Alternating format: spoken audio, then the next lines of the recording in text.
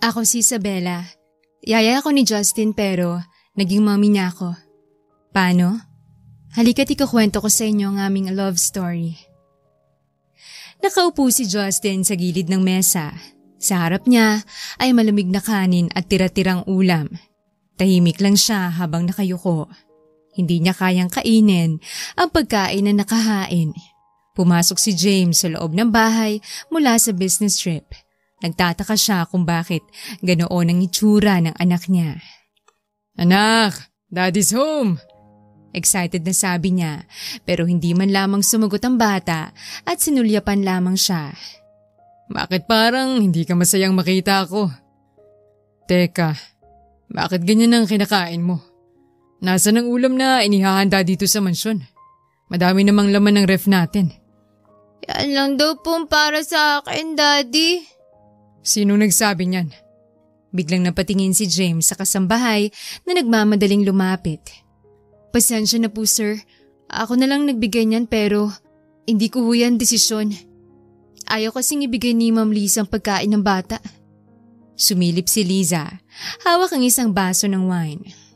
"Huwag mong gawing malaking issue yan, James. Hindi naman niya kailangan ng sobra-sobrang pagkain. Bata pa yan. Dapat matuto siya na hindi puro layaw."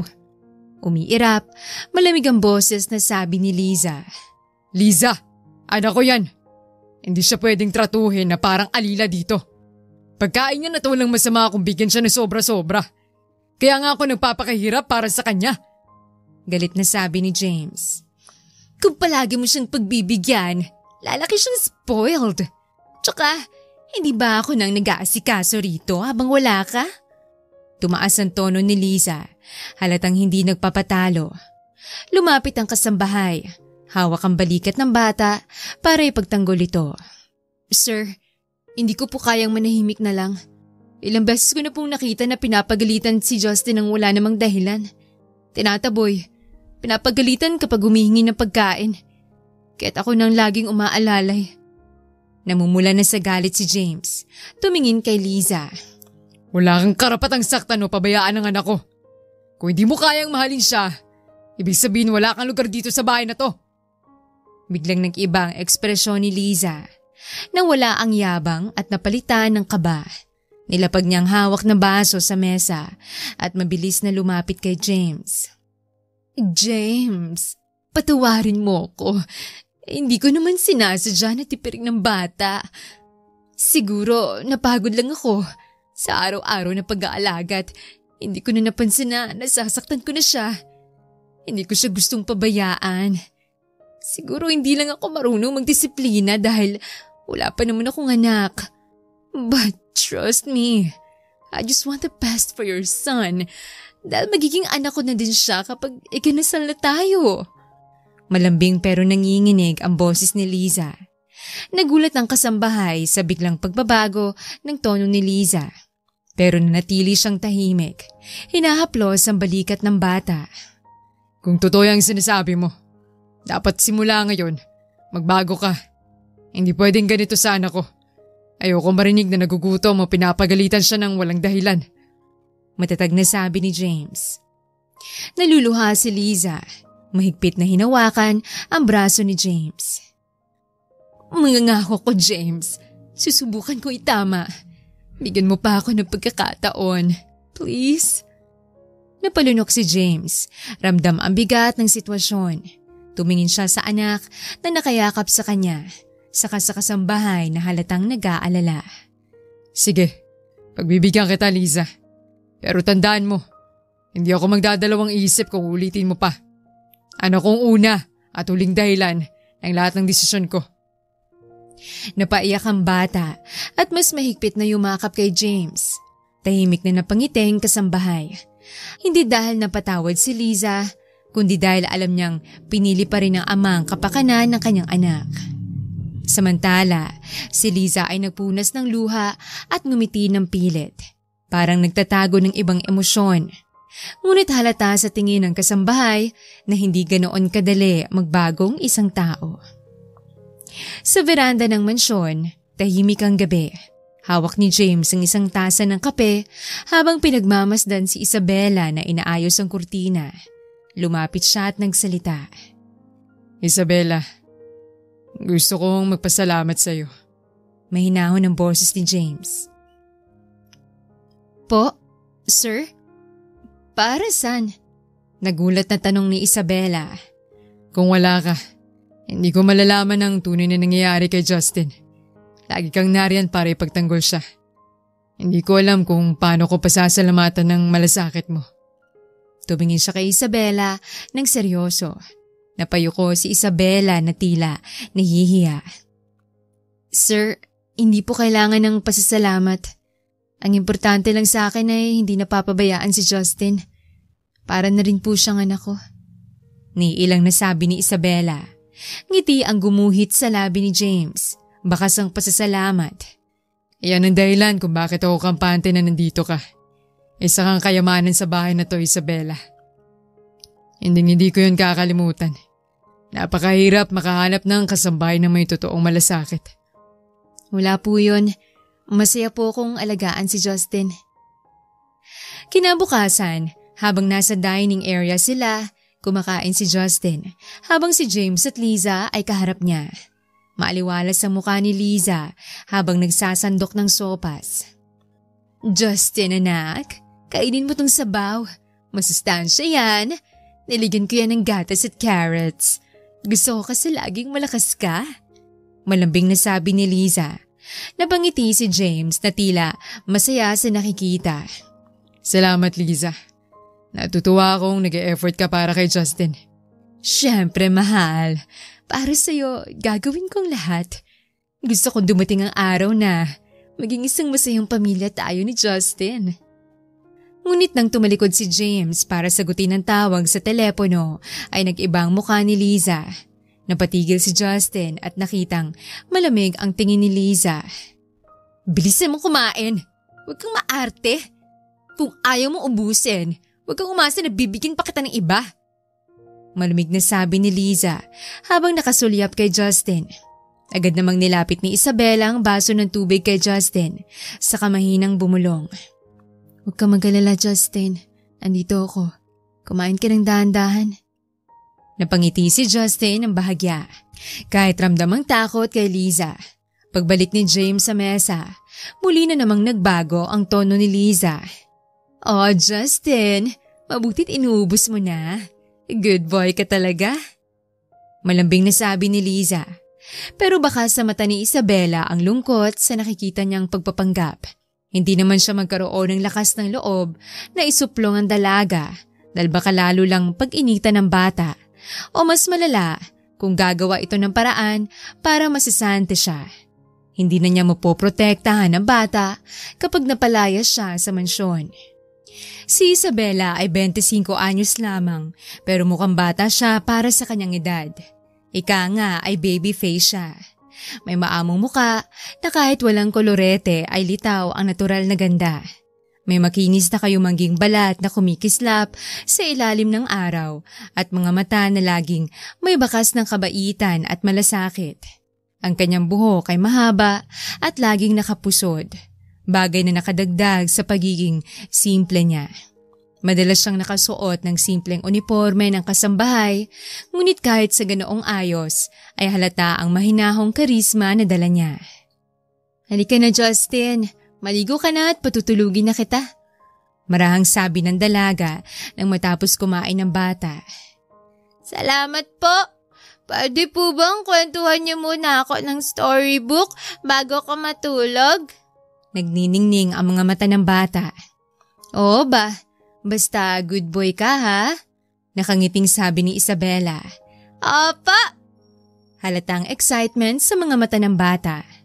Magkasama silang umalis at naiwan si Liza na umiira pa at naiirita, lalo sa bata. Daming arte. Bulong nito sa sarili. Payat si Isabela, ngunit hindi mahina ang kanyang katawan. Dahil sa araw-araw na gawaing bahay at pag-aalaga, sanay siya sa trabaho at bihasa sa pagkilos ng mabilis ngunit maingat. Ang kanyang mga kamay ay may bahagyang kalyo, tanda ng matagal na pagsusumikap para mabuhay. Pero yun din ang parehong kamay na may lambing kapag hinahaplo si Justin. Sa kabila ng simpleng itsura, ang aura ni Isabela ay nagbibigay ng ginhawa at tiwala. Ang kanyang ngiti ay may kakaibang init na parang lagi siyang handang umalalay at umintindi. Isang gabi, sa loob ng malawak na sala ng mansyon, nakaupo si James sa sofa. Kagagaling lang sa opisina. Kita niya si Liza na abala sa pagtimpla ng alak, habang si Justin ay tahimik lang na naglalaro sa sahig. Pumasok si Isabela, may hawak na tray ng prutas para kay Justin. Justin anak, anong ginawa mo ngayong araw habang wala si Papa? Ngumiti si James, pilit na pinapagana ang tono para maging masigla. Naglaro lang po, tapos nanood ng TV, tapos natulog po. Naglaro din po kami ni Yaya. Napansin ni James ang pagpuputol-putol ang sagot ng bata, kaya nag-aalala siya. Kumain ka na ba? Ano kinain mo? Napatingin ng bata kay Isabela bago sumagot. Sopas po. Si Isabela naman ay biglang umiwas ng tingin na tila ayaw makisama sa usapan. Sopas? Pero sabi ni Liza kanina, nagluto daw siya ng steak para sa'yo. Hindi po. Steak po. Pero hindi ko natapos kasi busog na po ko. Halatang kinakabahang sabi ng bata. Nanatiling nakatitig sa anak si James. Halatang may kutob na nagsisinungaling ito. Hindi niya pinilit pa. Tumayo siya at lumapit kay Liza. Liza, kumusta maghapon ninyo ni Justin? Ay naku James, sobrang kulit ng anak mo. Pero syempre, inasikaso ko lahat. Pinakain ko, pinatulog, tinuruan pa magbasa. Napaka-hands-on ko nga ngayon. And I'm really happy we're spending more time together. Malamig ang boses na sabi ni Liza. Malawak din ang ngiti nito.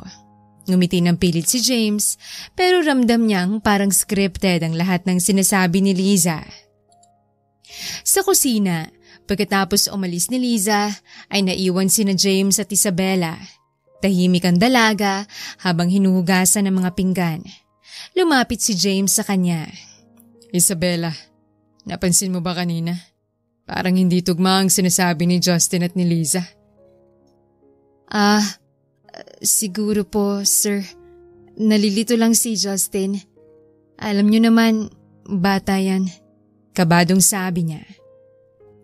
Tumingin na diretso si James. Isabela, matagal ka na ang kasama dito. Lagi kang nandyan para kay Justin. Huwag mong isipin na hindi ko napapansin na may kakaibang nangyayari dito. Sabihin mo sa akin kung may hindi ako alam. Napayuko si Isabela at nanginginig ang kamay sa hawak na baso. Nagalinlangan siya bago sumagot. Sir, mahalaga lang po na masaya si Justin. Ayokong masirang araw niyo sa kakaisip. Huminga ng malalim ang binata. So, may mali nga? Hindi na sumagot si Isabela. Bagkus ay binalik ang baso sa lababo na parang takot na baka marinig sila ni Liza. Kinagabihan, habang nagde-dinner silang tatlo, si Liza ay nakangiting nagsasali ng wine kay James. Si Justin naman ay nagbubungkal sa plato. Hindi masyadong kumakain at halatang walang interes. Justin, bakit hindi mo inuubos ang pagkain mo? Hindi mo ba gusto ang niluto ni Tita Liza mo? Busog pa po ako. Agad na sumabat si Liza. Malakas ang boses nito at halos manginig si Justin nang marinig yon. Ayun na nga bang sinasabi ko, James? Palagi na lang ayaw kumain ng batang yan. Ang hirap pasunurin. Sayang ang pagkain hinahain sa kanya dahil ayaw naman niyang kumain. Tumaas ang kilay ni James at malamig ang tono nito nang magsalita. Pero bakit kanina sabi mo, Liza, malakas siyang kumain? Nabitawan ng malditang dalagang tinidor. Natawa ng pilit. Ay, oo, kanina. Ngayon lang siya nag-inarte. Si Isabela naman ay tahimik lang na nakatingin kay Justin. Nakahawak sa balikat nito para iparamdam na may kakampi ito. Naiiling na lamang si James na kunwari ay pinalampas ang nangyari Pero ang totoo ay bumubuo na siya ng plano. Sa silid ni James kinagabihan, nakaupo siyang mag-isa at nakatitig sa picture frame ng yumaong asawa. Habang hawak yon, ay nagsalita siya sa sarili. Hindi ko alam kung ako ba ang nagiging paranoid. Pero parang may hindi tama. Kung andito ka pa, mahal, alam kong mapapansin mo rin. Anak natin to, kailangan ko siyang protektahan. Sana ako na lang nawala. Mas kaya mong maging mabuting magulang kaysa sa akin. Nakatulog na lamang si James na masama ang loob. Kinabukasan, maagang umalis si Liza papunta raw sa spa. Naiwan sina James, Justin at Isabella sa bahay. Nagkaroon sila ng tahimik na umaga sa hardin. Justin anak, gusto kong marinig mula sa'yo.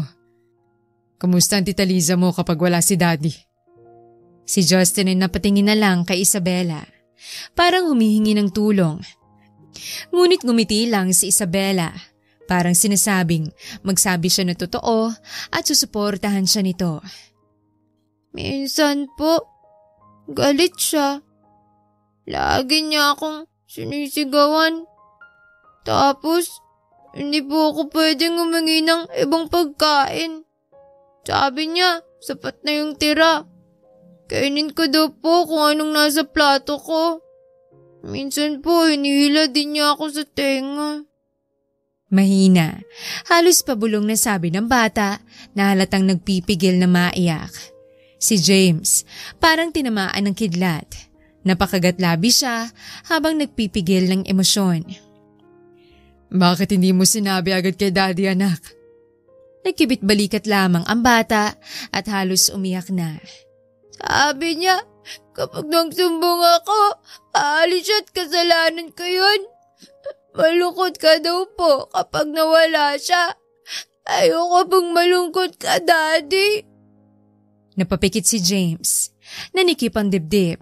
Hinila niyang anak at niyakap ng mahigpit. Napakapalad niya para magkaroon ng anak na tulad ni Justin na bata pa lamang pero gusto nang magsakripisyo para sa kaligayahan niya. Hindi mo to kasalanan, Justin. Tandaan mo yan. May Daddy ka. At may Isabella ka. Hindi ka nag-iisa. Ipagtatanggol at poprotektahan ka namin. Dapat isasabihin mo sa amin ang lahat. Si Isabella naman ay hindi na napigilan ng emosyon. Tumulo ang luha niya habang nakatingin sa mag-ama. Doon, lalo pang lumakas ang duda ni James sa tunay na pagkatao ni Liza.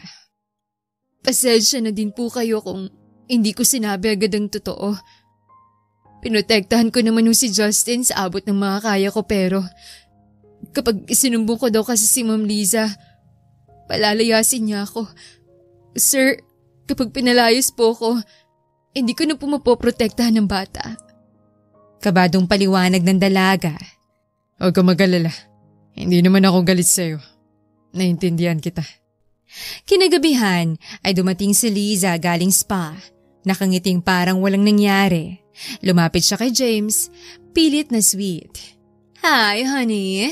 Namiss mo ba ako? Tinanong ko pa si Justin bago ako umalis kung gusto niyang sumama. Pero sabi niya ayaw daw niya. Si James naman ay nakatingin lang. Malamig ang mga mata. Hindi siya sumagot agad. Ano ba yan? Ang tahimik mo. Pagod ka ba sa trabaho? Hindi lang trabaho ang iniisip ko. Pinagmamasdan ko lahat ng nangyari dito. Matatag ang boses ni James. Natawa si Liza ng pilit. Hinaplos ang balikat ni James. James, darling. Don't tell me naniniwala ka sa mga drama ng bata at ng kasambahay. Alam mo namang wala silang alam sa totoong responsibilidad. Ako lang nag-aalaga dito habang wala ka. Yun ang iniisip ko. Ikaw nga ba talagang nag-aalaga? Malamig at halos bulong ang tinig ni James. Parang natigilan si Liza pero agad ding umiti na parang walang narinig. Umalis siya papunta sa kwarto. Iniwan si James na lalo pang nagduda. Si James Villarreal ay isang lalaking agad nakakaagaw ng atensyon sa kahit anong lugar. Sa edad na 35, dala niya ang tindig ng isang taong sanay humarap sa mundo. Matikas, laging maayos ang postura at may matang tila laging nagbabantay. Ang kanyang taas na higit sa 6 na talampakan ay dagdag sa aura niyang malakas. Bagay na bagay para sa isang negosyanteng kilala bilang bilyonaryo. Subalit sa kabila ng lahat ng ito, may dala siyang bigat na hindi basta nakikita ng iba. Magaspang, ngunit elegante ang kanyang mga features. Matangos ang ilong, matalim ang panga at mga matang madalas ay malamig kapag nasa negosyo. Ngunit nagiging malambot kapag nakatingin kay Justin. Ang buhok niya ay laging maayos. Kulay itim na bahagyang may guhit ng puti sa gilid at palatandaan ng mga gabing halos walang tulog, dala ng trabaho at iniisip. Malinis siyang manamit. Paborito ang mga mamahaling suit sa opisina at simpleng polo shirt sa bahay. Paano kung hindi ako maging mabuting ama? Malakas na sabi niya habang nagpapaantok sa may veranda. Ngunit higit pa sa itsura, ang nakatago sa loob ni James ang mas matimbang. Siya ay isang lalaking minsan nang nabasag dahil sa pagkawala ng kanyang asawa. Ang pagkamatay nito ay isang sugat na hindi pa rin tuluyang naghihilom sa kanyang puso. Sa kabila ng kayamanan at karangyaan meron siya, ramdam niyang may kulang. Isang puwang na hindi kayang punan ng pera o negosyo. Biglang bumukas ang pinto ng kwarto at lumapit sa kanya ang anak. Daddy, hindi po ako makatulog. Halika, tabi na tayo sa kama mo. Kukwentuhan kita hanggang sa makatulog ka. Gusto mo ba yon? Malumanay na tanong ni James sa anak. Nang mawala ang kanyang asawa, napilitan siyang tumayong mag-isa bilang magulang kay Justin. Sa una, hindi niya alam kung paano. Nasanay siya sa mundo ng negosyo kung saan malinaw ang patakaran. Kung saan may tubo, may panalo. Ngunit sa pagiging ama, walang manual, walang kasiguraduhan. Madalas siyang kabahan na baka hindi sapat ang ginagawa niya. Kaya naman, natutunan niyang mag-focus sa isang bagay, ang kaligtasan at kasiyahan ng kanyang anak. Sige po, Daddy. Gusto po kitang kasama matulog. Gusto ko din po ng kwento. Masayang sabi ng bata at magkahawa kamay silang naglakad papunta sa kwarto ng bata. Bilang negosyante, sanay siya sa tiwala at pagtataksil. Maraming beses na siyang nadapa at bumangon sa boardroom battles. Ngunit ibang laban ang pagiging ama. Dito, walang puwang ang pagkakamali. Isa lang ang kanyang paninindigan. Walang sino man ang pwedeng manakit o mang-abuso sa kanyang anak. Sa labas, siya si James Villarreal, ang bilyonaryong matatag. Ngunit sa loob ng kanyang tahanan, siya ang daddy ni Justin, handang maging malambot, handang lumuhod at makipaglaro ng simpleng building blocks, handang magbasa ng bedtime stories. Siya ang tatay na kahit ilang meeting pa ang iwanan, uuwi ng maaga para makitang anak niyang matulog ng mahimbing. Sa mga mata ng ibang tao, siya ang ideal na lalaki, matangkad, matipuno, mayaman at makapangyarihan. Pero sa mga mata ni James mismo, siya ay isang lalaking natatakot. Natatakot na magkulang kay Justin. Natatakot na paulit-ulit siyang mabigo sa pagpili ng taong pagkakatiwalaan. At natatakot na baka ang sugat ng nakaraan ay mauwi sa sugat din ng kanyang anak. Isang gabi sa mansyon, umuwi si James ng mas maaga mula sa isang meeting. Tahimik ang paligid, kaya't naglakad siya papunta sa kusina. Hindi siya agad nagpahayag ng presensya at doon niya narinig ang boses ni Liza. Justin! Ilang beses ko ba sasabihin? Huwag kang magkalat! Kung hindi ka marunong makinig, wala kang makakain bukas. Buisit ka talagang bata ka! Ang sakit mo sa ulo! Bakit kasi hindi ka nalang namatay kasamang nanay mo? Malamig at matalim ang boses ni Liza. Nakita ni James mula sa may pintuan. Si Justin ay nakayuko habang hawak ang laruan niyang nabasag. Si Isabella naman ay nakaluhod. Tinutulungan siyang buuin muli. Nanginginig ang kamay ng bata. Pero si Daddy pong nagsabi na pwede ako maglaro dito. Umirap si Liza at nakataas ang kilay. Daddy mo? Wala siya ngayon. Ako ang nasusunod dito kapag wala siya. Kaya sumunod ka kung ayaw mong parusahan. Nagulantang si James. Humakbang siya papasok. Mabigat ang mga hakbang at matalim ang tingin kay Liza. Liza. Malamig ang kanyang boses, puno ng otoridad. Anong ibig sabihin nito? Namuti ang mukha ni Liza. Agad na nagpalit ng tono. Nagkunwaring maamo. James? Hindi mo ba nakikita? Pinapalaki ko lang siya na tama. Disiplina ang kailangan niya. Ayoko lang na masanay siya sa layaw. Sir, ilang beses ko na pong nakikita to. Hindi lang po ngayon. Madalas po niyang pinapagalitan si Justin ng walang dahilan. Pinapaupo sa gilid ng mesa, binibigyan ng malamig na pagkain, at tinatanggalan ng laruan kapag nadadapa lang. Napalunok si James. Tumingin kay Justin na namumulang mata sa luha. Totoo ba yun, anak? Sabihin mo kay Daddy. Opo, Daddy. Lagi niya ako pinapagalitan. Pero hindi ako nagsusumbong kasi ayaw ko pong mag-away kayo. Nagngit-ngit si James. Lumapit siya kay Justin at niyakap ito ng mahigpit.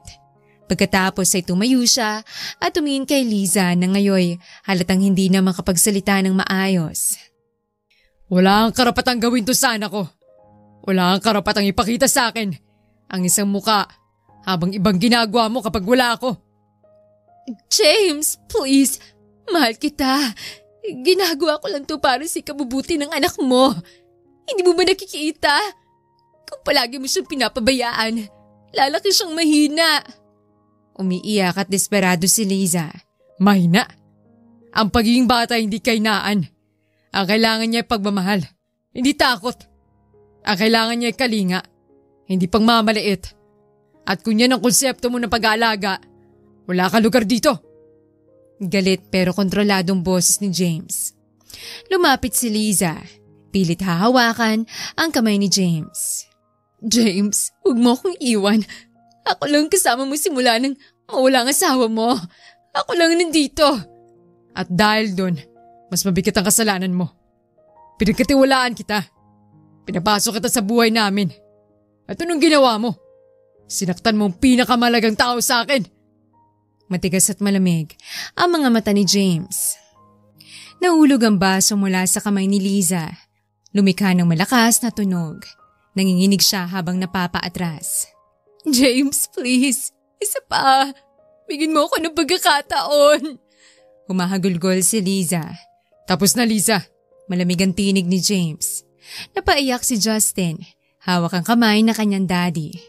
Daddy, alis na po ba siya? Hindi na ba niya ako sasaktan? Umupo si James. Pinunasan ng luha ng anak at hinawakan ng mga pisngi nito. Hindi na, anak. Hindi ko naayaang may mangyaring masama sa'yo. Simula ngayon, tayo lang. At si Isabela. Dahil siya lang ang nagmahal sa'yo ng totoo. Napaiyak si Isabela. Napatingin kay James. Nagpakawala siya ng mahinang ngiti. Tila ba gumaan ang loob niya na sa wakas ay nakita na rin ang among katotohanan. Sir, salamat.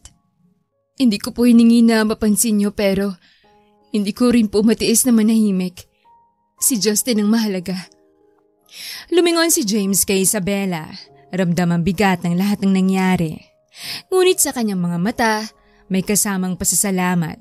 May bagong liwanag.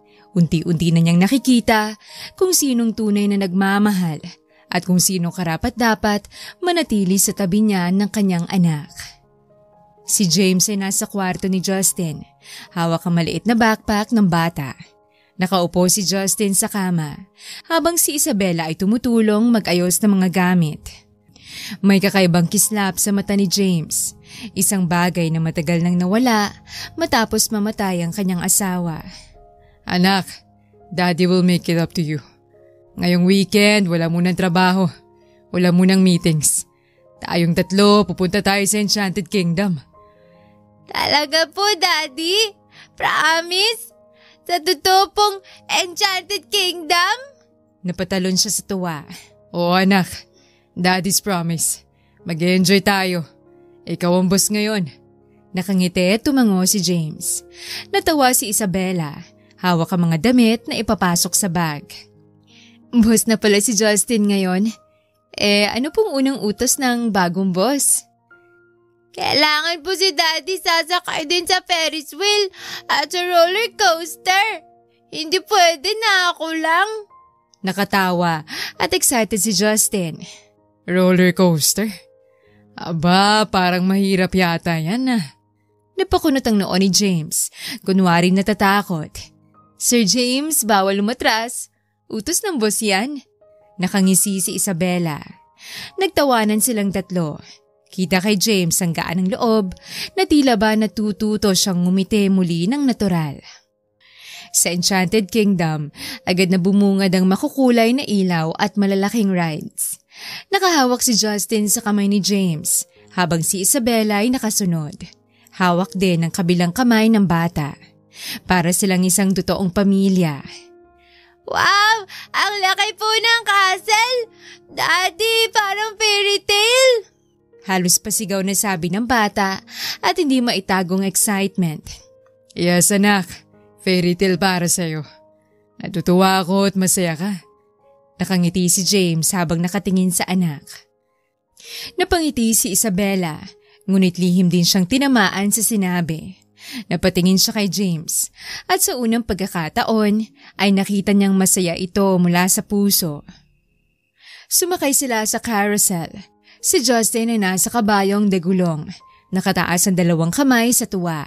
Si James at Isabela naman ay magkatabi, nakasakay rin. Salamat Isabela. Kung wala ka, baka hindi ko nakita kung gaano ko napapabayaan ang anak ko. Wala yun sir. Basta ang mahalaga, masaya si Justin ngayon at masaya din kayo. Matagal na akong hindi nakangiti ng ganito. Ngayon ko lang ulit naramdaman. Nabuo kami. Tumingin siya kay Isabela, seryoso. Napakagaan ang loob niya sa dalaga. Napatingin si Isabela kay James. Nag-init ang pisngi niya. Agad niyang ibinaling ang tingin kay Justin na tawa ng tawa sa harap nila. Sa roller coaster naman ay hawak-hawak ni Justin ang kamay ng daddy niya at ni Isabela habang paakyat ang tren ng roller coaster. Ready na po kayo? Bawal umatras ha? Anak, baka ako pa ang sumigaw ng malakas. Kunwaring kinakabahan si James. Kung sumigaw ka sir, wala akong kasalanan. Nakatawa si Isabela. Umandar ang tren pababa ng mabilis. Sabay silang tatlong sumigaw. Pero sa huli ay nagtawanan. Pagbaba nila, hingal si James pero halatang masaya. Okay, I admit. The boss is right. Masaya nga. Sabi ko naman po sa inyo eh. Ilang oras pa nga silang namasyal. Panay ang sakay nila sa rides, panay food trip din sila. Talaga namang napakasaya nila ng gabing yon. Kitang-kita ni James sa mga mata ng anak kung gaano ito kasaya.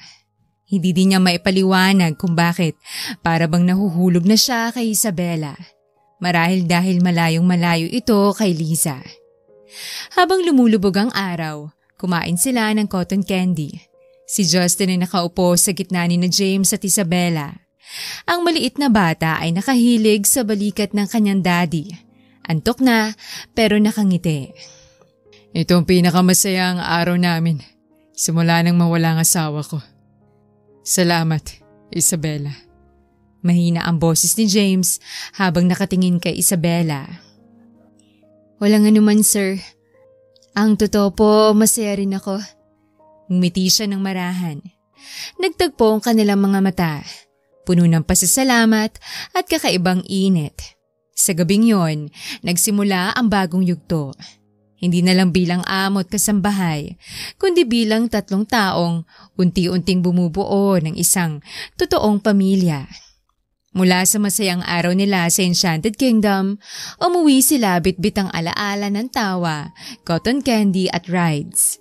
Pagdating sa bahay, dala pa rin ni Justin ang sobrang saya. Daddy, tingnan nyo! Ako na si Knight! Tapos si Mommy! Natigilan siya saglit bago tumingin kay Isabela. Ay, si Princess Isabela! Bitbit niya ang souvenir sword na nabili sa park. Nako, Knight. Baka naman mas bagay na tawagin akong yaya kaysa princess. Natawa siya, nahihiya. Hindi princess nga. Bagay sa'yo, Isabela. Nakangiti si James habang nakatingin kay Isabela. Napatingin si Isabela sa kanya.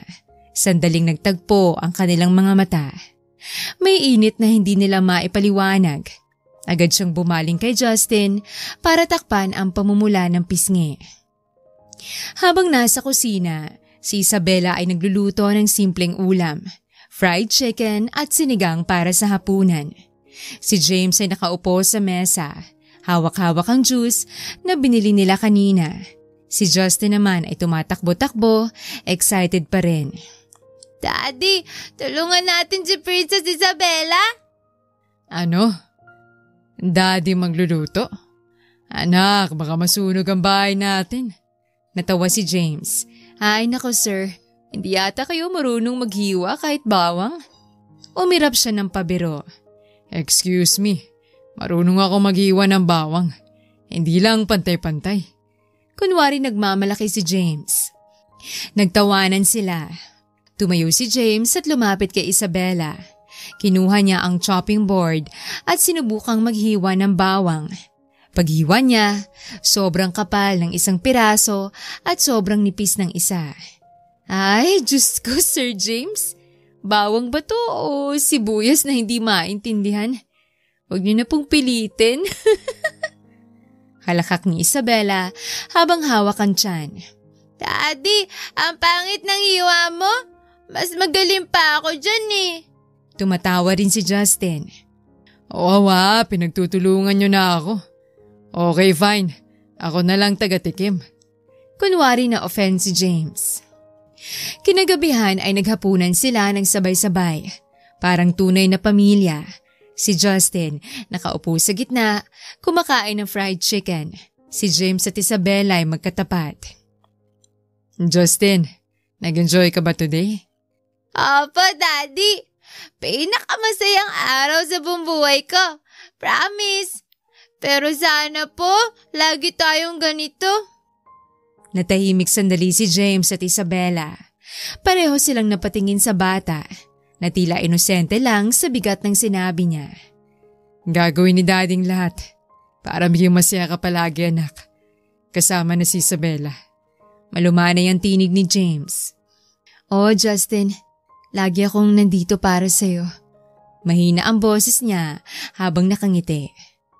Matapos kumain, nag-aya si Justin ng board game. Nasa sala silang tatlo, naglalaro ng snakes and ladders. Daddy, ikaw na mag-roll ng dice. Excited ang boses niya. Ayan galing ng daddy mo. Nag-roll siya at agad umakyat sa ladder. Ay, nako, nalaglag agad. Nag-roll siya at napunta agad sa ahas. Princess Isabela, talo ka na agad. Tawa ng tawa si Justin. Hindi fair. Hindi pa ako nakakaakyat. Laglag agad. Kunwaring nagtatampo si Isabela. Ganun talaga. Pero don't worry, may chance ka pang makahabol. Natatawa si James habang nakatingin kay Isabela. Sa huli, si Justin ang nanalo. Tumalon siya sa tuwa habang sina James at Isabela ay nagtawanan din. Pagkatapos maglaro, sabay-sabay silang pumunta sa kwarto ni Justin para mag-good night. Si Isabela ang nagpatulog sa kanya habang si James ay nakaupo sa gilid ng kama. Daddy, ang saya ko po. Thank you. Thank you rin, Yaya Isabela. Nakahiga na siya, hawak ang stuffed toy. Anything for you, anak. Daddy's promise. Lagi kitang priority. Hinaplos niya ang buhok ng anak. Matulog ka na, Justin. Bukas panibagong adventure ulit. Mahina ang tinig ni Isabela habang nakangiti kay Justin. Good night, Daddy. Good night, Isabela. Nakapikit na siya. Nang makatulog ang bata, tahimik na naglakad palabas sina James at Isabela. Sa hallway, natigilan sila. Nagtagpo ang kanilang mga mata. Parehong nakangiti, ngunit may kakaibang init. Isabela, salamat. Hindi ko alam kung paano ko nagagawa to kung wala ka. Mahina ang boses ni James. Wala yun, sir. Basta masaya si Justin, masaya na rin ako. Nahihiya siya at tumiwas ng tingin. Sandaling katahimikan.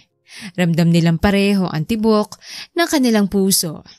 Sa gabing yon, hindi nila binanggit, pero nagsisimula ng magbago ang nararamdaman nila para sa isa't isa. Mga ilang araw matapos ng kanilang Enchanted Kingdom trip, isang gabi, nagising si James dahil hindi siya makatulog. Bumaba siya sa garden ng mansyon para magpahangin. Laking gulat niya nang makita si Isabela na nakaupo roon, hawak ang isang tasa ng kape. Hindi ka pa natutulog? Ay, Sir James, pasensya na. Gusto ko lang magpahangin. Nahirapan din po akong makatulog. Nagulat siya at mabilis na itinago ang tasa. Aba, pareho pala tayo. Sige nga, share tayo ng insomnia. Umpo siya sa tabi ni Isabela. Baka kasi po masyado kayong maraming iniisip. Ganyan din si Justin minsan kapag excited. Natawa siya ng mahina. Excited din ako. Pero ewan ko kung bakit. Siguro kasi andito ka. Nakatingin siya kay Isabela at nakangiti. Natameme si Isabela. Hindi niya alam kung paano tatanggapin ang sinabi. Agad siyang uminom ng kape para maitagong pamumula ng pisngi. Alam mo Isabela, matagal na akong hindi nakakatawa ng ganito. Simula nung nawala ang asawa ko, parang wala ng kulay ang lahat. Pasensya na po kung naalala ko siya dahil sa sinabi niyo. Sigurado ako, mahal na mahal ka pa rin niya. Pati si Justin. Mahina ang boses ni Isabela. Siguro nga. Pero iba yung nararamdaman ko ngayon. Iba kasi kapag may kasama kang gaya mo. Simple, totoo, at laging nariyan para sa amin. Napatingin siya sa langit. Malungkot ang ngiti. Sir James? Natigilan siya. Mahina ang boses. Huwag mo na akong tawaging Sir James.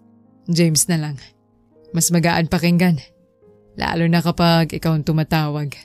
Lumapit siya ng bahagya at nakatitig kay Isabela. Napayuko si Isabela. Pinipigil ang ngiti. Kinakabahan siya pero may kakaibang saya. Nakakahiya naman po. Wika ni Isabela. It's okay. Hindi ka na iba sa amin kaya huwag mo na akong tawaging sir. Malumanay na sabi ng binata. Sige na nga. Nakangiting sabi ni Isabela, nakilig naman. Biglang nahulog ang tasa ni Isabela sa damuhan. Yumuko silang dalawa para damputin at nagtagpo ang kanilang mga kamay. Saglit silang natigilan, parehong nakatingin sa isa't isa. Parang huminto ang oras. Sorry. Halos bulong niya, mahina ang boses. Don't be. Ang ganda ng gabi. Lalo na't kasama kita. Hindi bumipitaw ng tingin si James. Natawa si Isabela ng mahina. Pilit tinatago ang kilig. Binitawan niya agad ang hawak at inayos ang tasa. Alam mo James, hindi ko talaga naisip na makakahanap ako ng ganitong klaseng tahanan. Dati puro trabaho lang iniisip ko. Pero simula nang dumating ako dito, para bang may pamilya na rin ako. Hindi lang basta pamilya, Isabela. Isa kang malaking bahagi ng buhay namin. Ni Justin at ng akin. Nakatingin si James ng malalim sa kanya. Napatingin si Isabela sa kanya at ramdam niyang seryoso si James. Muling sumikdo ang kanyang puso. Tahimik silang pareho sandali. Tanging tunog ng kuliklig at simoy ng hangin ang naririnig. Marahang umabot si James at inayos ang buhok ni Isabela na natatangay ng hangin. Mas bagay sa'yo kapag nakangiti ka. Kaya sana huwag ka ring malungkot. Kahit anong mangyari, nandito ako. Salamat James. Hindi ko akalaing maririnig ko yan mula sa inyo. Namula siya at hindi makatingin ng diretso. Bumangon si James at inalok si Isabela ng kamay para bumalik sa loob. Tara na, baka lamigin ka rito. Ayoko magkasakit ka. Hindi lang si Justin ang malulungkot nun. Ako rin. Mahina ang ngiti ni Isabela at marahang tinanggap ang kamay niya. Sa sandaling yon, alam nilang may kakaiba ng namumuo sa pagitan nila. Hindi lang respeto, kundi isang damdamin na mahirap nang itanggi. Pagkatapos ng masayang araw nilang tatlo kasama si Justin, napansin ni James na hindi makatulog si Isabela. Nakita niya itong nakaupo sa veranda, nakatingin sa mga bituin. Bakit gising ka pa? Kanina ka pa rito? Hindi po. Hindi James. Gusto ko lang magpahangin. Ang ganda kasi ng gabi. Agad siyang ngumiti ng mahina. Umupo si James sa tabi niya. Ilang segundong tahimik. Tanging tunog ng kuliklik at ihip ng hangin ang maririnig. Ang dami kong iniisip. Pero palaging ikaw ang pumapasok sa isip ko. Kahit anong gawin ko. Huwag mong sabihin yan. Baka maniwala ako. Namula siya at umiwas ng tingin. Hindi, Isabela. Ang totoo, simula pa lang. Nakita ko na kung gaano ka kaalaga kay Justin. Hindi lang siya ang minahal mo. Pati ako. Lumapit siya ng bahagya, seryoso. Nabigla si Isabela. Di alam ko anong isasagot. Agad siyang tumayo para umiwas pero hinawakan ni James sa kanyang kamay. Huwag kang umalis. Please. Sabihin mo lang kung mali ako. Mahal na kita. May nararamdaman ka din ba para sa akin? Napatigil si Isabela. Ramdam niya ang tibok ng puso niya na bumibilis. Hindi niya alam kung paano sasagutin ang narinig. Marahan siyang huminga, saka nagsalita. James, huwag kang ganyan. Baka nabibigla ka lang. Alam mo namang ibang mundong ginagalawan natin. Ako, isang kasambahay lang. Huwag mong ulitin yan, Isabela. Hindi mo kailangang maliitin ang sarili mo.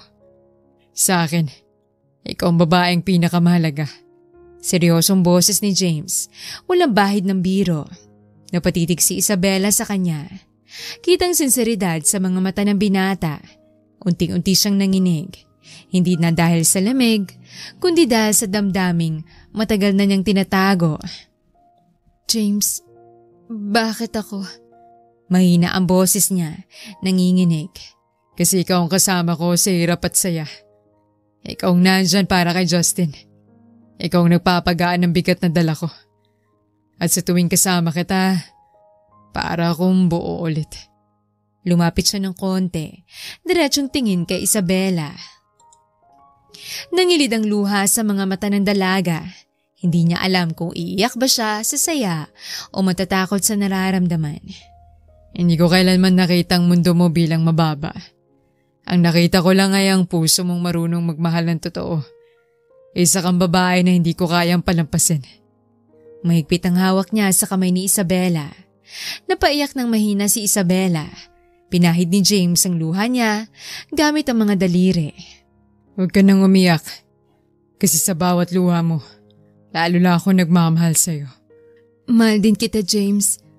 Matagal ko nang pilit tinatago kasi ayoko magulong buhay niyo. Pero araw-araw nakasama kita at si Justin. Lalo na ako nahulog. Huminga siya ng malalim. Mahina ang boses. Napapangiti si James. Sabay yakap sa kanya ng mahigpit. Salamat. Ay tagal kong hinintay marinig yan. Simula ngayon, hindi ka na lang basta kasambahay dito. Ikaw ang babaeng mahal ko. Nakayakap na rin si Isabela. Nangingiti sa gitna ng luha. Sigurado ka ba? Kahit ano pang sabihin ng iba? Wala akong pakialam sa sasabihin nila. Ang mahalaga, ikaw ang kasama ko. Ikaw at si Justin ang mundo ko. Mahina ngunit matatag ang boses niya. Sa ilalim ng mga bituin, magkahawak ang kanilang kamay. Marahang lumapit si James. Hinayaan niyang makita ni Isabela kung gaano siya kaseryoso. Dahan-dahan siyang yumuko at hinalikan si Isabela. Hindi mabigat, Hindi biglaan, kundi isang halik na puno ng pangako. Si Isabela naman ay pumikit, ramdamang init ng puso ni James.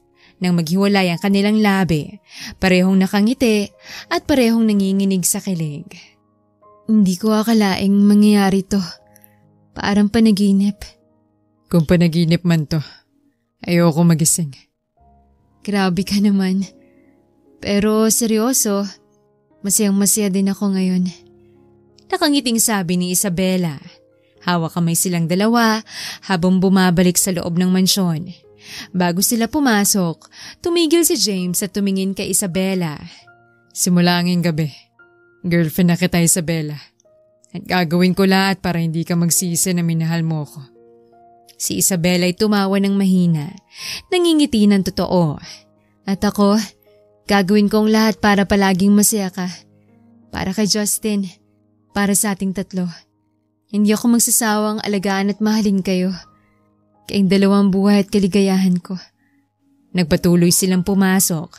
Dala ang bagong simula, hindi na amot kasambahay, kundi dalawang pusong nagtagpo sa tamang panahon. Hindi muna nila sinabi kay Justin na magnobyo na sila. Hahanap pa sila ng magandang timing dahil bagamat malapit ito kay Isabela, ay hindi nila alam ang magiging reaksyon nito.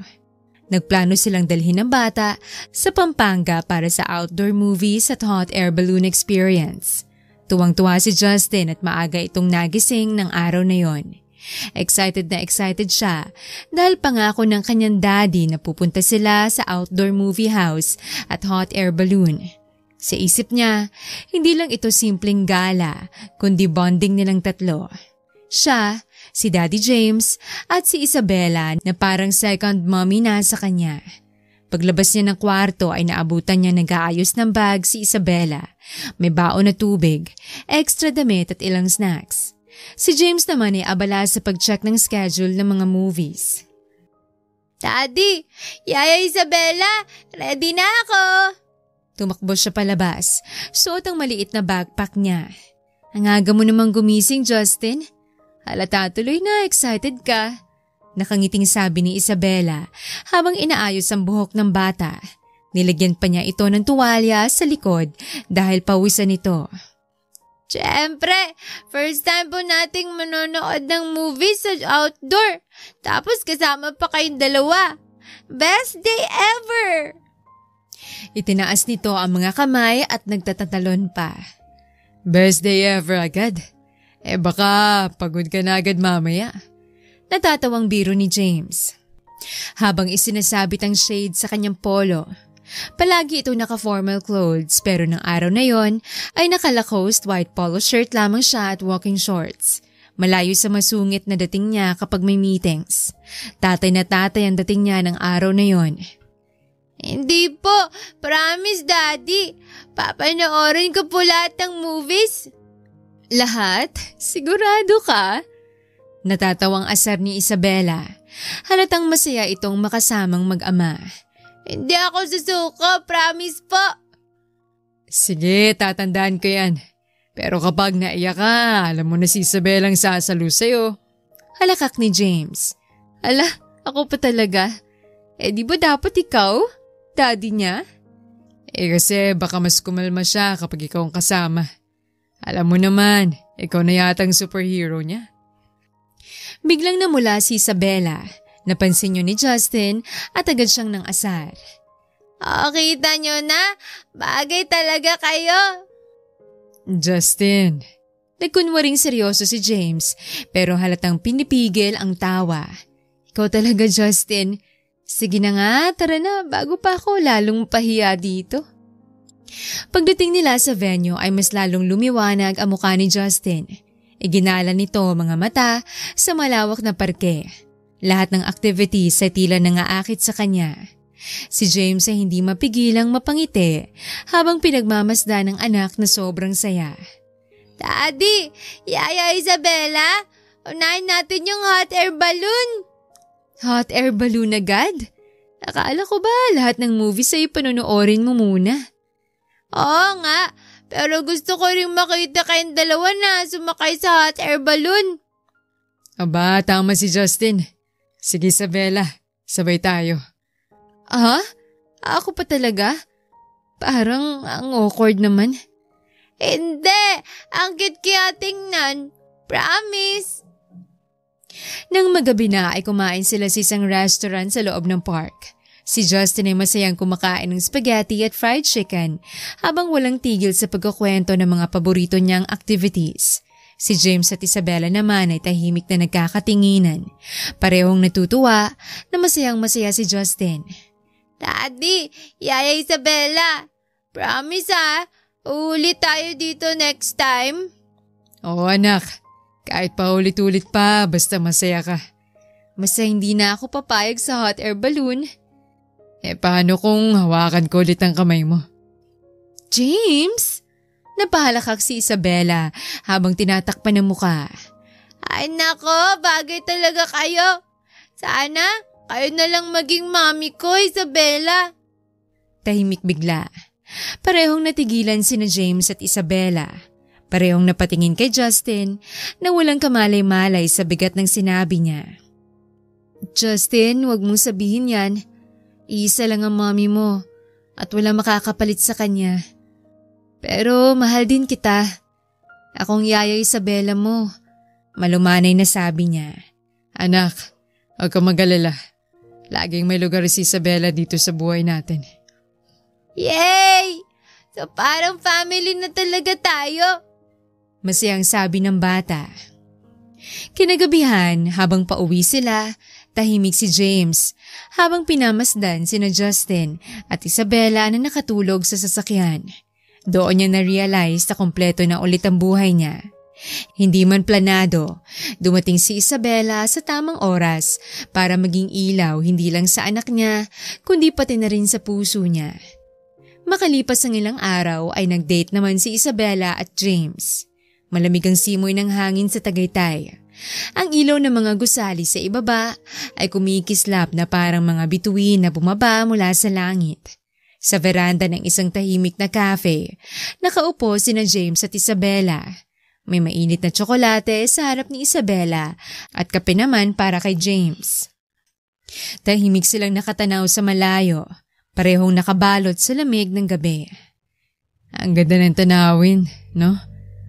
Pero parang mas maganda kung kasama kita dito. Nako, Sir James. Ay, James. Hindi ka pa rin nagbabago. Puro biro. Natawa ng mahina. Umiling si Isabela. Hindi yun biro, Isabela. Totoo. Ilang beses na ako nakapunta rito. Pero ngayon kasama kita. Ibang-iba ang pakiramdam. Napayuko si Isabela. Kunwari humigop ng tsokolate para lang maitagong pamumula ng kanyang pisngi. Ang lamig. Parang kahit anong suot kong jacket, tumatagos pa rin. Oo, isuot mo to. Mas bagay sa'yo kaysa sa akin. Agad niyang tinanggal ang jacket at iniabot sa kanya. Ha? Hindi na, James. Baka ikaw naman ang ginawin. Nagulat siya. Bahagyang umaatras. Hindi bali na ako. Mas sanay ako sa lamig.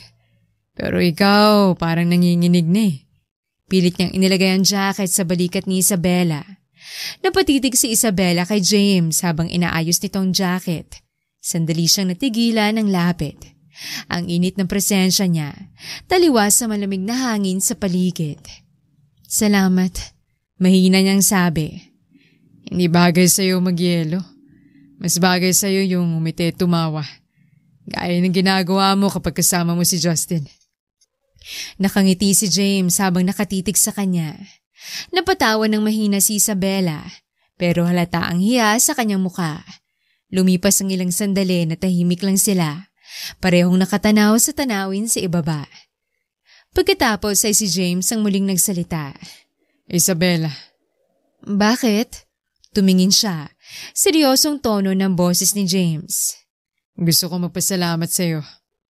Hindi ko alam kung paano ako makakabawi. Kung hindi dahil sa'yo, baka hindi ko alam kung anong nangyayari kay Justin habang wala ako. Huminga siya ng malalim. Ramdam ang bigat ng loob. James, wala yun. Mahal ko na rin si Justin, parang anak ko na. Wala akong hinihintay na kapalit.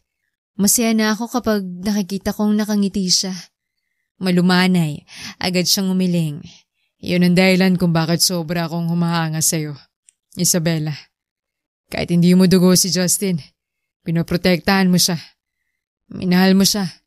Higit pa sa ginagawa ng iba. Napalunok, ramdam ang bigat ng emosyon na sabi ng binata. Sandali silang natahimik. Si Isabela ay umiwas ng tingin. Kunwari abala sa hawak na tasa. Si James naman ay patuloy na nakatingin sa kanya. Tila nag-iipon ng lakas ng loob. Bakit parang hindi ko kayang mawala ka sa tabi namin? Mahina, halos pabulong ang tanong niya. Ganun din naman ako sa inyong mag-ama, sagot ni Isabela. Natapos ng masaya ang gabing yon.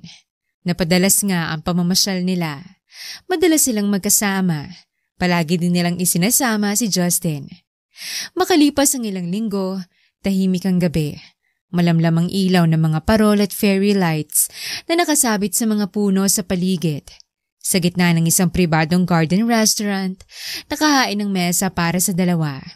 May kandila sa gitna, may mga bulaklak na rosa sa gilid, at maririnig ang malambing na tugtog ng violin mula sa malayo.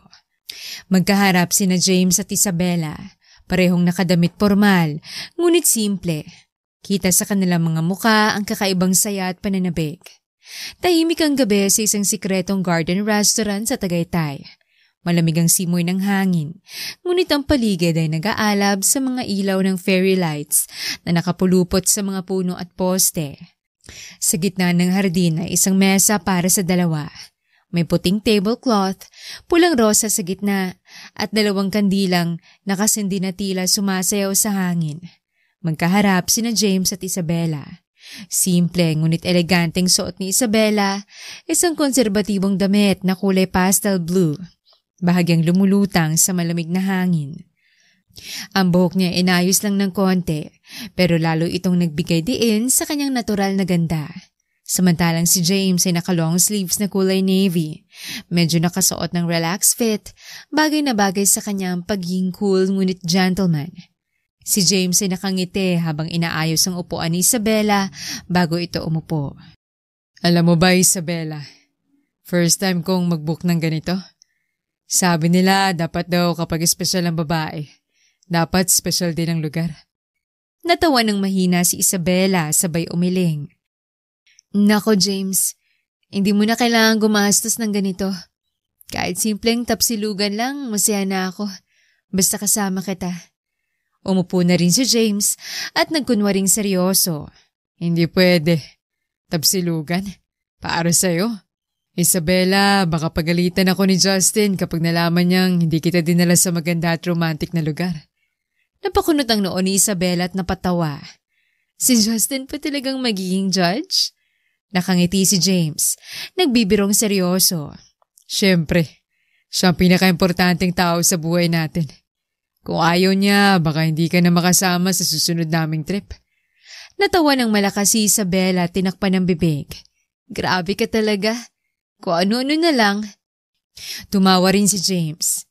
Pero maya-maya ay naging seryosong tono. Pero Isabela, seryoso ako.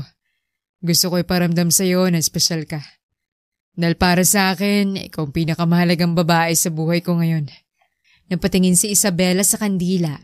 Kunwari abala sa paghigop ng tubig, pero halata ang pamumula ng pisngi niya. Hindi siya sanay sa mga matatamis na salita ni James. Pero ramdam niyang totoong bawat isa. James, minsan naiisip ko, bakit ako pa?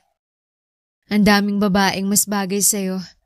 Yung mas maganda, mas mayaman, mas kapantay ng mundo mo.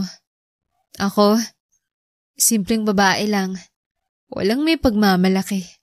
Agad na umiling si James at seryosong tumitig sa kanya. Huwag mong maliitin ang sarili mo. Oo, maraming babae dyan. Pero wala silang ikaw. Wala silang tapang mong ipaglaban si Justin. Wala silang puso mong marunong magmahal ng totoo. Kahit hindi ka obligadong gawin yon. At higit sa lahat, wala silang kakayahang pasayahin ako. Sa simpleng ngiti lang. Napakagatlabi si Isabela. Halos maluha sa narinig. Pero natutunaw din siya sa titig ni James. Nagbiro si James para gumaan ulit ang usapan. Tsaka bonus na lang na ang ganda mo ngayong gabi. Halos hindi kita makilala nang dumating ka kanina. Parang ibang Isabela ang kaharap ko ngayon. Umirap si Isabela pero nakangiti. Halatang kinikilig. Sus, gusto mo talaga akong asarin.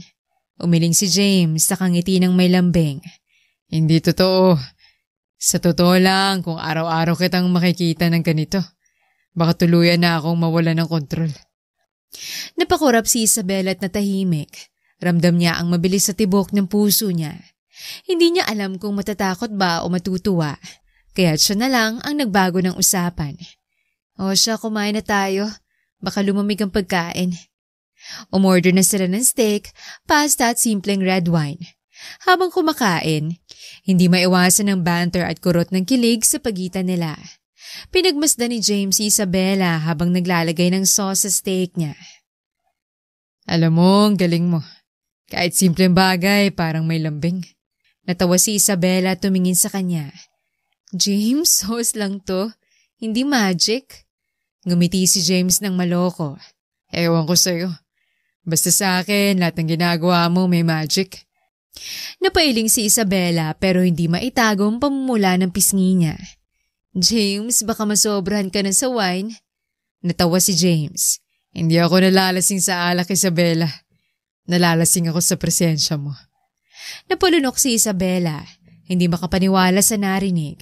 Napailang na lang siya pero kita sa mga matang hindi mapigilang kilig. Pagkatapos kumain, nanahimik sila sandali. Nakikinig sa violin na tumutugtog ng malambing na musika. Hawak ni James ang baso ng wine, ngunit nakatingin siya kay Isabela ng derechahan. Naalala ko si Justin kanina. Nung sinabi niya ang gusto niyang buong pamilya niya, napaisip ako. Paano kung ikaw at ako, Isabela? Paano kung tayo maging dahilan para mabuo ulit ang mundo niya? Naguluhan si Isabela pero ramdamang kabog ng dibdib. James, huwag mong sabihin yan kung hindi ka sigurado. Alam mo namang mahirap. Inabot ni James sa kamay niya at marahang pinisil. Hindi ako nagbibiro, Isabela. Oo, mahirap. Oo, maraming hadlang. Pero kapag tiningnan kita, kapag naiisip kong ikaw ang kasama ko sa pagtanda, parang wala akong kinatatakutan. Parang ready na akong dalhin sa susunod na level ang pagmamahalan natin. Napatingin si Isabela sa kanya. Kitang emosyon. Hindi niya alam kung iiyak ba siya o matutuwa. Ngunit sa huli, ngumiti siya, kahit nangingilid ng luha. James, kung mangyayari man yun, handa akong lumaban para sa'yo. Para kay Justin. Para sa atin. Napangiti si James at nagpakawala ng buntong hininga ng ginhawa. Yun lang kailangan ko marinig. Nagtagal ang tinginan nila. Habang sa paligid ay malamlam ang liwanag ng kandila at musika ng violin. Para bang sila lang ang nasa mundo. Walang heavy drama na naganap. Ngunit sapat na ang init ng mga salita at ang mahigpit na hawak ng kanilang mga kamay para buuin ang gabing yon. Mula sa dinner na naganap kanina, hawak pa rin ni James ang kamay ni Isabela. Pareho silang tahimik, nakikinig sa violin sa malayo. Ang ganda ng tugtog, no? Para bang sadyang ginawa para sa atin. Ang drama mo talaga, James. Natatawa pero halatang naiilang na sagot ng dalaga. Kung drama lang din ang usapan, samahan mo na ako. Sayo tayo. Tumayo mula sa upuan at bahagyang yumuko na parang nag-aanyaya ang binata. Ano? James, dito? Sa harap ng lahat? Nakakahiya. Nalaki ang mga mata ng dalaga at halos malaglag ang tinidor na hawak niya. Wala silang pakialam. At kahit meron, hayaan mo na. Basta ikaw at ako lang iisipin natin ngayon. Nakangiting inabot niya ang kamay ng dalaga. Napatingin si Isabela sa kamay na iniaabot ni James. Halatang nag-aalangan pero ramdam ang pagtibok ng puso. Sa huli, dahan-dahan niyang iniabot ang kamay niya. Marahan siyang inalalaya ni James papunta sa gitna ng garden. Patuloy ang malambing na tugtog ng violin. Ang mga ilaw na fairy lights ay kumikislap. Wala talagang ibang sumasayaw pero tila hindi nila iniintindi yon. Inilagay ni James ang isang kamay sa bewang ni Isabela at ang isa ay marahang humawak sa kanyang kamay. Si Isabela naman ay bahagyang kumapit sa balikat niya. James, hindi ako marunong sumayaw. Mahina at nahihiyang sabi ng dalaga. Hindi mo kailangan matuto. Sundan mo lang ang hakbang ko. Akong bahala sa'yo. Nakangiting nakatitig siya sa mga mata ni Isabela. Nagsimula silang gumalaw ng marahan. Unay parang awkward pero kalaunan ay naging natural. Ramdam ni Isabela ang init ng presensya niya habang si James naman ay halos malusaw sa lambing ng titig ng dalaga. Bakit parang ang dali mong gawing mahulog ang loob ko? Mahinang tanong ng dalaga habang napapikit sandali. Dahil matagal na rin akong nahulog sa'yo. Ngayon lang ako naglakas loob aminin. Malambing at halos pabulong ang tono ng binata. Napangiti si Isabela, halos mamuong luha sa kanyang mga mata. Sa gitna ng sayaw, dumikit siya ng konti sa dibdib ni James. Wala siyang sinabi, ngunit sapat na ang kilos na yon para iparamdam na tanggap niyang nararamdaman para dito. Kung ganito lagi, Isabela, wala na ako ibang hihilingin pa. Mainang tawang lumabas habang patuloy silang sumasayaw. James, sana totoo lahat ng to. Kasi ako, handa na akong maniwala. Mahinang sabi niya habang nakasandal sa binata. Sa huling nota ng violin, huminto sila sa gitna ng garden. Magkahawak pa rin ng kamay. Hindi naghalikan, pero sa titig na binigay nila sa isa't isa, punong-puno ng pangako at pag-ibig. Para bang mas matibay pa yon kaysa sa kahit anong salita. Isang araw, patapos ng romantic dinner, nakita ulit sina James at Isabela sa isang cafe sa BGC. Masaya sila nagkukwentuhan, tila walang iniintinding problema. Biglang may boses na pamilyar kay James ang umalingaw-ngaw sa likuran nila. Well, look who's here. Ang sweet niyo naman. Napalingon agad si James. Nanlaki ang mata niya nang makita si Liza. Nakatayo ilang hakbang lang mula sa kanilang mesa. Naka-cross arms ito at may mapang-asar ng ngiti. Si Isabela naman ay halatang nagulat, pero pilit panatilihing kalmadong sarili. Liza, anong ginagawa mo dito? Ramdam ang iritasyon sa boses ng binata. Bakit? Bawal na ba akong lumabas at magkape? At saka, nakakatuwa lang makita ka. Hindi ko na-expect na may bago ka na palang nililigawan. Napatingin si Isabela kay James, naghihintay ng sagot. Kita sa kanyang mukha ang tensyon. Si James naman ay mabilis na kumilos. Tama na, Liza. Hindi na kita dapat pinapaliwanag pa. Wala ka ng karapatan. Oh, talaga? Sigurado ka ba, James? Sigurado ka bang kaya mong kalimutan lahat ng nangyari sa atin nun? Sigurado ka bang hindi mo to pagsisisihan? Nilapitan niya ang muka, tila nanunukso at gustong mangunjok. Napapikit sandali si James, halatang nagpipigil ng galit. Samantalang si Isabela, bagamat nasasaktan, ay piniling hindi magsalita. Pinanood niya lang ang reaksyon ni James. Yun ang dahilan kung bakit sobra akong humahanga sa'yo, Isabela. Kahit hindi mo dugo si Justin, pinoprotektahan mo siya. Minahal mo siya higit pa sa ginagawa ng iba. Napalunok, ramdam ang bigat ng emosyon na sabi ng binata. Si Liza naman ay napatikom ng bibig. Tila hindi inasahan ang matatag na pahayag ng binata. Kumuyom ang kamao nito bago pilit nang ngumisi ulit. We'll see, James. We'll see. Hindi pa dito nagtatapos to. Dahan-dahan siyang lumayo. Iniwan ang hangin na puno ng tensyon. Si Isabela naman ay lumapit ng bahagya kay James. Marahang hinawakan ang kamay nito. Huwag ka mag-alala. Naniniwala ko sa'yo. Mahina pero matatag na sabi niya. Araw ng kasal ni James at Isabela. Ang buong Tagaytay ay saksi sa napakagandang seremonya. Ang hangin ay malamig, ngunit puno ng kasayahan. Sa isang hardin na binalot ng puting bulaklak, fairy lights at mga kurtinang kulay ginto, nakaupo ang mga bisita. Sa gitna, may altar na nakaharap sa tanawin ng bundok at lawa. Tahimik ngunit sabik ang lahat. Naghihintay sa paglalakad ng bride. Bago magsimula ang kasal, isang eksena munang naganap sa silid kung saan naghahanda si Isabela. Kasama niya si Justin na nakasuot ng maliit na tuxedo at si James na nakaputing barong, nakasilip saglit bago magsimula ang seremonya. Si Isabela ay nakaupo sa harap ng salamin, suot ang kanyang wedding gown. Mahinang inaayos ng makeup artist ng kanyang lipstick. Hindi niya mapigilang mapaluha. Hindi ko akalaing mangyayari talaga to. Parang panaginip lang.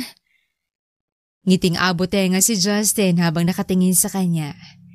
Mami Bella, ang ganda-ganda mo. Para kang prinsesa. Isang tawang lumabas kay Isabela habang pinahid ang tumulong luha. Salamat, Justin. Pero mas gwapo ka pa rin sa akin. Tingnan mo nga yung suot mo. Para kang maliit na gentleman. Umikot si Justin sa salamin. Proud na proud sa tuxedo niya. Ako kasing ring bearer eh. Sabi ni Daddy, importante daw ang role ko. Napangiti si Isabela. At sa puntong yon, pumasok si James. Hawak niya ang maliit na kahon ng singsing. Nakangiti habang nakatingin sa kanila. Tama si Daddy. Ikaw mag-aatid ng singsing na magiging simbolo ng pagmamahala namin ni Mami Bella. Agad na tumakbo si Justin papunta kay James at yumakap dito. Si James naman ay napatingin kay Isabela. Saglit silang nagkatitigan at tila nakalimutan ng lahat ng tao sa paligid. Lumapit si James at marahang kinuhang kamay ng dalaga. Handa ka na ba, Isabela? Oo, James. Sa wakas, handa na ako. Marahan nang tumugtog ang wedding march. Lahat ng bisita na palingon sa aisle. Unang naglakad si Justin. Hawak ang maliit na unan kung saan nakapatong ang dalawang singsing. Nakangiti siya. Halos tumatalon sa tuwa. Pinagkakaguluhan ng mga bisita ang kanyang kakitan. Parang mas maganda ka ngayon. Nakangiting sabi ni James. Umirap si Isabela pero nakangiti. Halatang kinikilig. Sus, gusto mo na talaga akong asarin? Umiling si James. Nakangiti ng may lambing. Hindi totoo. Sa totoo lang, kung araw-araw kitang makikita ng ganito, makatuluyan na ako mawalan ng kontrol. Pilyo ka talaga? Tumahimik ka na at magsisimula ng kasal? Maya-maya pa'y nagsimula na nga ang kasal. Walang paglagyan ng tuwa ang puso nila. Sa dami ng pinagdaanan nila, sa wakas ay naging masaya din sila. Matapos noon ay namuhay sila ng masagan at masaya.